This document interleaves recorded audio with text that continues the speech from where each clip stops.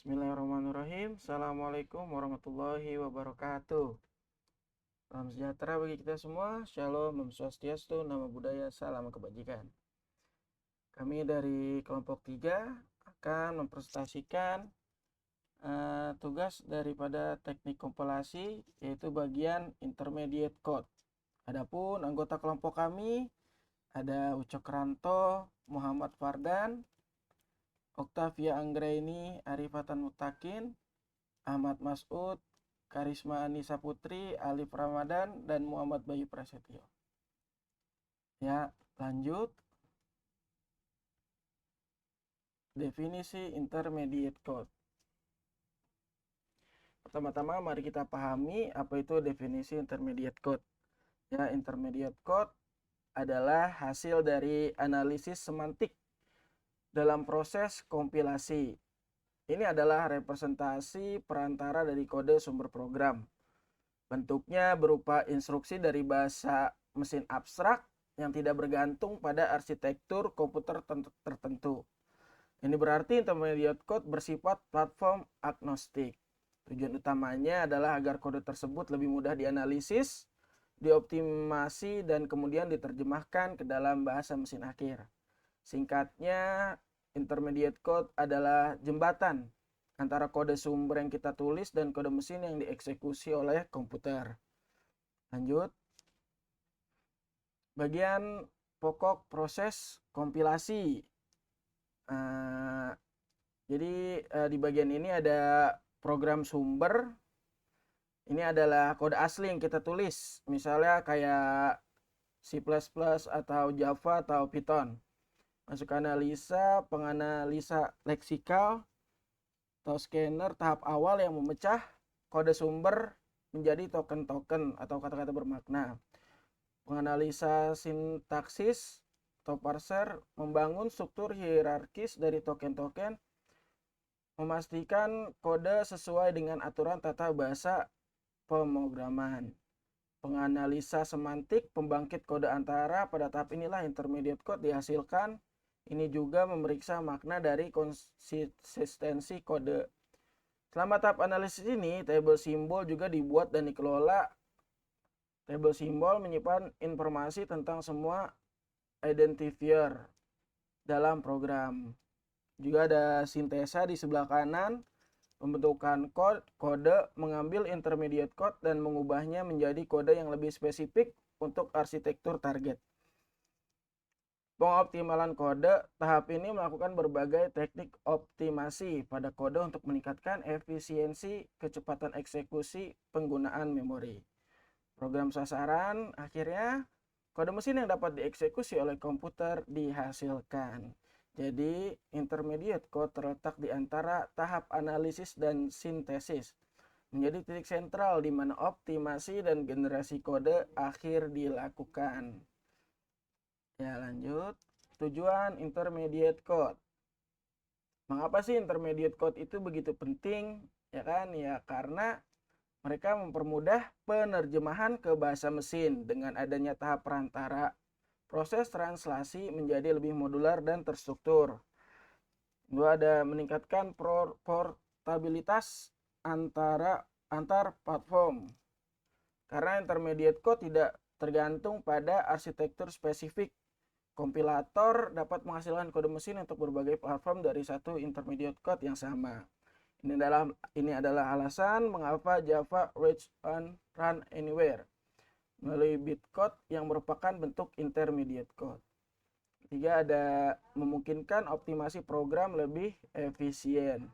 Optimasi dapat dilakukan pada intermediate code secara independen dari bahasa sumber atau bahasa target, membuatnya lebih fleksibel dan efektif.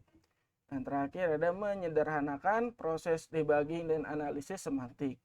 Karena intermediate code adalah representasi yang lebih tinggi daripada kode mesin tetapi lebih rendah dari kode sumber. Ia dapat membantu dalam menemukan kesalahan semantik dan dalam proses debugging. Selanjutnya akan dijelaskan oleh teman saya.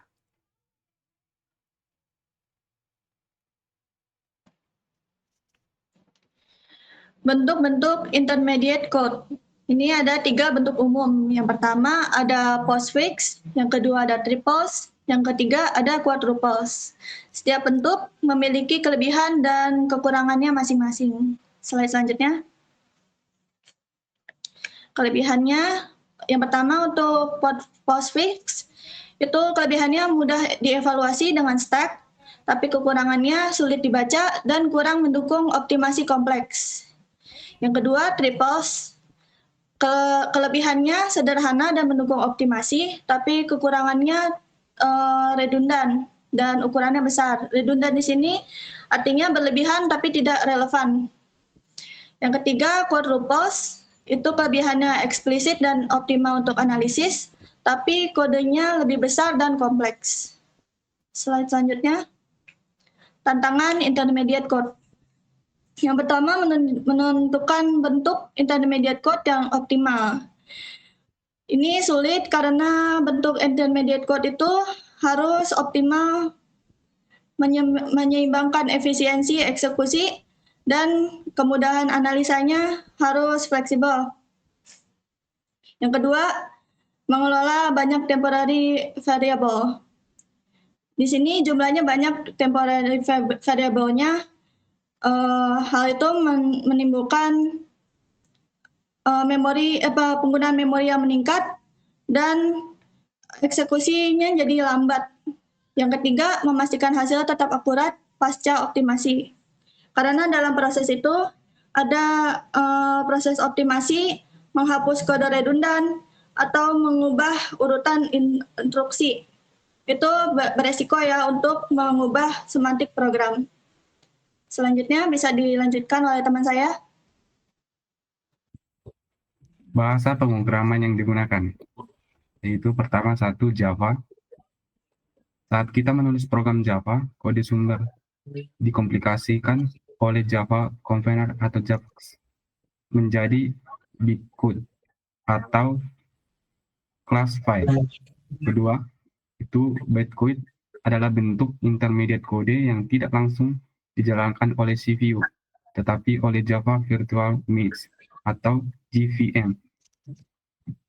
Bytecode bersifat platform independen atau bisa dijalankan di berbagai OS selama ada JVM. Yang kedua, Python. Python mengkode file menjadi bytecode yang disimpan di folder bytecode ini, kemudian dijalankan oleh Python Virtual Machine. Python tidak memerlukan proses kompilasi manual karena konversi di bytecode terjadi secara otomatis saat dijalankan. Yang ketiga, C-sort. Program C-sort dikomplikasikan oleh C-set compiler atau CSC menjadi EL code yang disimpan dalam file H atau DLL. EL tidak dijalankan langsung oleh CPU, tetapi oleh Common Launch Runtime atau CLR milik Fragment Net. Sebelum dijalankan, ia akan dikompilasikan lagi menjadi native means code oleh JIT compiler atau just in time. Oke, next. Kegunaan intermediate. Pertama itu, memperkecil usaha dalam membuat kompilator dan sejumlah bahasa ke sejumlah mesin. Kedua, lebih means independen, hasil dari intermediate code dapat digunakan lagi lebih pada mesin lainnya. Ketiga, proses optimasi lebih mudah digunakan. Keempat, lebih mudah dipahami. Dan kelima, kerugiannya adalah 2 kali transisi, maka dibutuhkan waktu yang relatif lama. Oke, next. Contoh notasi intermediate code ada itu satu notasi POSIX, yaitu menulis operator setelah operan, sehingga tidak membutuhkan tanda kurung, cocok untuk evaluasi dengan stack. Contohnya seperti A sama dengan B tambah C kali D. Yang kedua ada Entubel, yaitu cara menulis intermediate code dalam bentuk struktur teratur yang memisahkan operator dan operan. Contohnya sama kayak notasi positif, yaitu A sama dengan B tambah C kali D. Oke, penjelasan selanjutnya akan dilanjutkan oleh teman saya. Di sini saya akan menjelaskan notasi postfix yang misalnya contoh A tambah B dikali C tambah D.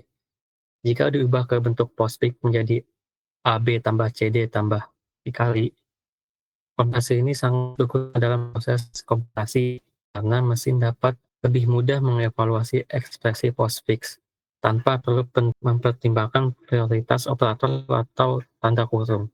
Dalam kontrol alur program seperti if, expert, then stmt1, else stmt2, bentuk ini diubah ke dalam notasi postfix menjadi expert label 1, bz stmt1, label 2, bl stmt2.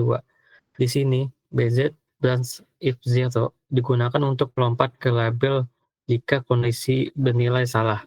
Sedangkan BR branch digunakan untuk melompat tanpa syarat. Dengan demikian, program dapat mengatur logika menggunakan loncatan berdasarkan evaluasi ekspresi. Next. Pada contoh 1, while expert DO STMT, struktur ini dikonversi menjadi expert label 1 BZ STMT 1 label 2 BR, yang berarti ekspresi dicek terlebih dahulu, dan jika bernilai salah, program akan melompat ke label keluar dari perulangan. Jika tidak, perintah statement di dalam perulangan akan dijalankan, kemudian dilanjutkan kembali ke pengecekan awal. Sebagai ilustrasi diberikan contoh program while A lebih kurang dari A tambah 1 dalam bentuk postfix 10A, 11A, 12.2 sama dengan 13A, 14, 5, 15 kurang dari 1625, 17 BZ, 18A, 19A, 20A, 21 plus 22.2 sama dengan 23, 13, 24 BR, dan 25-nya kosong. Secara keseluruhan, notasi postfix sangat penting dalam pembuatan bahasa pemrograman tingkat rendah atau intermediate code, karena memberikan cara yang sistematis dan efisien dalam mengatur alur program tanpa ambigu. Selanjutnya akan dilanjutkan oleh teman saya. Ya, selanjutnya ada triple notation. Triple notation adalah salah satu representasi intermediate code atau kode perantara dalam kompilasi. Notasi ini menggunakan format operator N1, operator N2. Contoh, ekspresi A diberi nilai hasil dari D dikali C ditambah B dibagi E. Atau lebih kompleksnya, A sama dengan D dikali C, lalu ditambah dengan B dibagi E. Namun dalam implementasi komputasi, perlu diperhatikan urutan pengerjaan berdasarkan presendensi operator. D dikali C, B dibagi E. Hasil keduanya dijumlahkan sehingga bisa dijelaskan juga. Pertama, D dikali C, lalu B dibagi E, hasilnya dijumlahkan dan hasil akhirnya disimpan ke dalam A. Pertama, kalikan D dengan C, lalu bagi B dengan E, lalu jumlahkan hasil dari langkah 1 dan langkah 2. Terakhir, simpan hasil dari langkah ketiga dalam A. Perlu diperhatikan presendensi hierarki dari operator perkalian dan pembagian mendapatkan prioritas lebih dahulu daripada penjumlahan dan pengurangan. Lalu contohnya pada pernyataan kondisional, jika X lebih besar dari Y, maka jalankan perintah di bagian then. Jika tidak, jalankan perintah di bagian else. Intermediate triple-nya adalah bandingkan X dengan Y. Jika kondisi salah, BZ, lompat ke else. Hitung A dikurang B, simpan ke X. Lalu lompat keluar dari if else, BR, else, hitung A tambah B. Lalu simpan instruksi seperti BZ branch if zero dan BR branch kondisional digunakan untuk mengatur alur program. Selanjutnya akan dijelaskan oleh teman saya. Oke, di sini saya akan menjelaskan kelemahan dari triple notation. Yang pertama, di sini kelemahan utama triple notation adalah sulit untuk melakukan optimasi kode. Nah, di sini ketergantungan pada posisi notasi triple menggunakan nomor baris atau posisi instruksi sebagai rujukan untuk hasil sementara jika sebuah baris instruksi dipindahkan atau dihapus saat proses optimasi, maka semua instruksi lain yang merujukkan nomor baris tersebut harus diubah. Nah, proses ini sangat tidak efisien dan membuat optimasi menjadi rumit. Analoginya, bayangkan Anda memiliki resep di mana langkah ketiga mengatakan gunakan hasil dari langkah ke-1. Jika Anda memindahkan langkah ke-1 menjadi langkah ke-5, Anda harus mencari dan mengubah semua referensi langkah ke-1 di seluruh resep. Nah, di sini tadi waktu di awal teman saya menjelaskan ada redundan dan ukuran lebih besar. Nah, di sini dokumen juga menyebutkan bahwa notasi triple bisa menjadi redundan dan menghasilkan ukuran kode yang lebih besar. Karena kesulitan dalam optimasi inilah dikembangkan varian yang disebut indirect triples yang menggunakan list tambahan yang mengukur urutan eksekusi sehingga pemindahan instruksi menjadi lebih mudah. Nah, di sini contohnya dalam kurung. Nah, masalah ini muncul di instruksi di baris kedua. Di sini ada bagi 1 dalam kurung dan E. Ini berarti jika hasil dari baris 1 salah, lompat ke baris yang E. Nah, rujukan menjadi salah setelah blok else dipindahkan instruksi bagi dan 1 dalam kurung E tidak lagi berada di baris E, namun instruksi lompatan di baris kedua masih melanjut ke baris selanjutnya, yang sekarang mungkin kosong atau berisi kode lain. Akibatnya alur program menjadi salah. Nah, beban tambahannya untuk memperbaiki ini, compiler harus mencari step instruksi yang merujuk ke baris selanjutnya, dan memperbarui menjadi baris yang bisa dieksekusi. Jika ada banyak kelompatan ke blok kode yang sama, proses ini menjadi sangat rumit dan tidak efisien. Nah, inti dari kelemahannya, ketergantungan pada posisi fisik nomor baris membuat pemindahan atau pengubahan urutan kode menjadi sangat sulit, yang merupakan bagian penting dari optimasi. Selanjutnya akan dilanjutkan oleh teman saya. Baik, kita masuk ke quadruplets notation. Quadruplets notation ini yaitu sebenarnya sama seperti tripletion itu. Cuman yang membedakan itu terdapat result di dalamnya, format itu. Ya, di dalam formatnya quadruplets sendiri itu terdapat operator, operan 1, operan 2, dan result. Untuk result, apa sih result? Result adalah temporary variable yang dapat ditempatkan pada memori atau register. Problemnya adalah bagaimana mengolah temporary variable seminimal mungkin. Dan yang membedakan dari yang perbedaan quadruplets notation sama triple itu, yaitu terdapat secara eksplisit itu mencantumkan tempat untuk menyimpan hasil, sedangkan di triple ini nggak ada yang kita sebut result like tadi. Tujuan dari penggunaan notasi quadruplets ini yaitu untuk memudahkan kompilator dalam mengoptimalkan kode dan memungkinkan representasi kode yang lebih terstruktur, dan juga membantu dalam proses penerjemahan kode ke bahasa mesin. Untuk contohnya akan dijelaskan oleh teman saya. Selanjutnya di sini ada contoh penggunaan quadruples notation.